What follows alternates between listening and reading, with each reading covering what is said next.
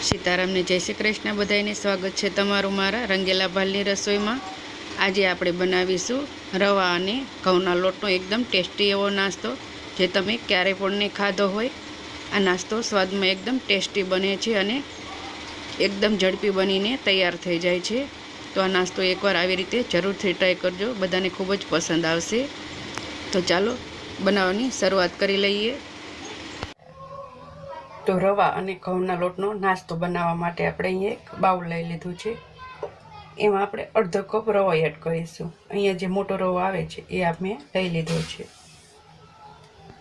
અને અડધો કપ આપણે ઘઉંનો લોટ એડ કરીશું। અહીંયા જે નોર્મલ આપણે રોટલીમાં વાપરતા હોય એ લોટ લઈ લીધો છે,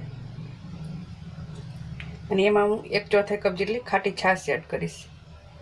અહીંયા તમારે પાણીનો ઉપયોગ કરવો હોય તો પણ કરી શકો છો, પણ થોડીક છાશ એડ કરું છું। છાશ એડ કરવાથી નાસ્તો આપણો એકદમ સ્વાદિષ્ટ લાગશે। તો સરસ રીતે આપણે મિક્સ કરી લઈશું, અને બીજું જોઈતા પ્રમાણમાં આપણે પાણી એડ કરીશું।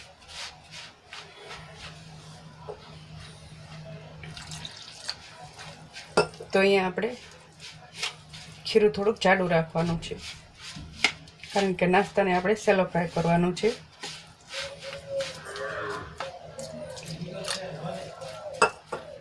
તો થોડુંક પાણી એડ કરીને આપણે થીક બેટર બનાવીને તૈયાર કરી લઈશું। તો અહીંયા મેં આ રીતનું થીક બેટર બનાવીને તૈયાર કરી લીધું છે। તો અહીંયા રવો આપણે એડ કર્યો છે, એટલે 10 મિનિટ માટે આપણે એને રેસ્ટ આપી દઈશું।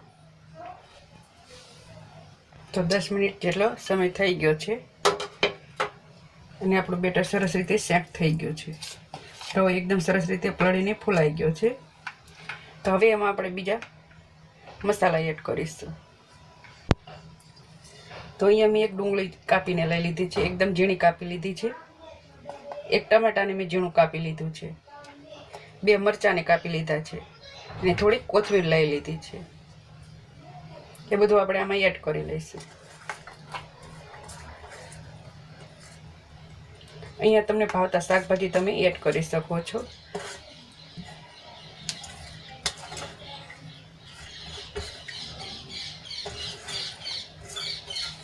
હવે એમાં આપણે બીજા મસાલા એડ કરીશું સૂકા। તો અહીંયા અડધી ચમચી જેટલું મેં આખું જીરું લઈ લીધું છે।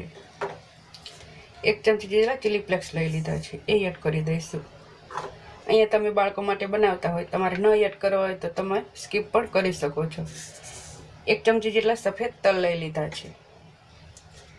1 ચમચી જેટલો ચાટ મસાલો લઈ લીધો છે। અડધી ચમચી જેટલી અહીંયા હળદર એડ કરું છું। ચપટીક આપણે હિંગ એડ કરીશું। 1 ચમચી જેટલું ધાણા જીરું પાવડર એડ કરીશું।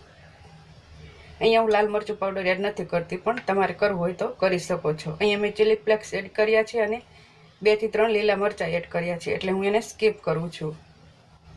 અને સ્વાદ મુજબ આપણે મીઠું એડ કરી લઈશું, અને બધા મસાલાને આપણે સરસ રીતે મિક્સ કરી લઈશું।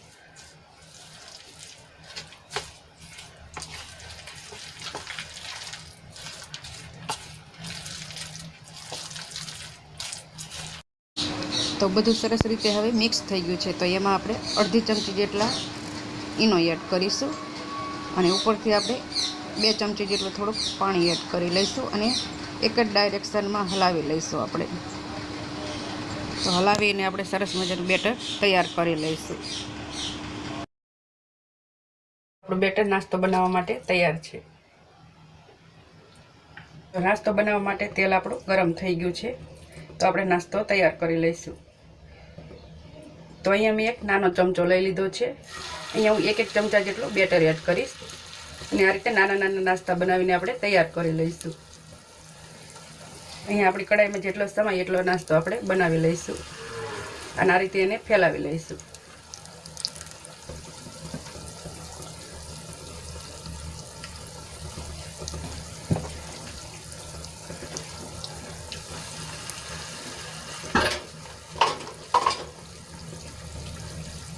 તો અહીંયા મેં 3 નાસ્તો બનાવી લીધો છે એક કડાઈમાં।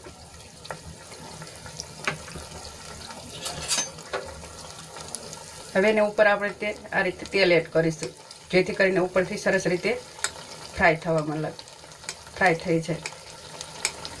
અને ગેસની આંચ આપણે થોડીક મીડિયમ રાખીશું, જેથી કરીને વચ્ચેથી પણ આપણો નાસ્તો સરસ રીતે ચડી જાય.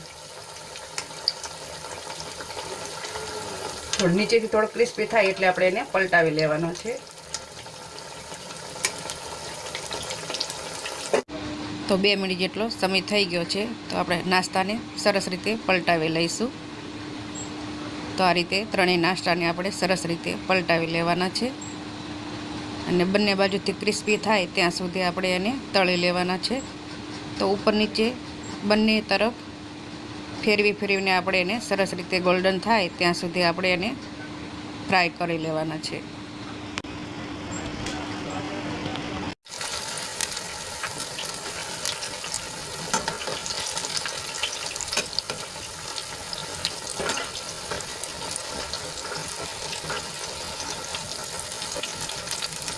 તો નાસ્તો આપણો બંને બાજુથી સરસ ક્રિસ્પી બની ગયો છે, એકદમ સરસ મજાનો ગોલ્ડન બ્રાઉન થઈ ગયો છે. તો હવે આપણે એકને એક ડીશમાં કાઢી લેવાનો છે.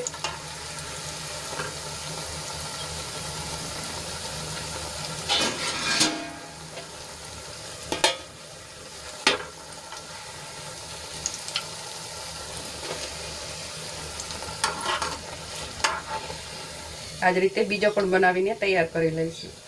તો આપણો બધો નાસ્તો બનીને તૈયાર થઈ ગયો છે.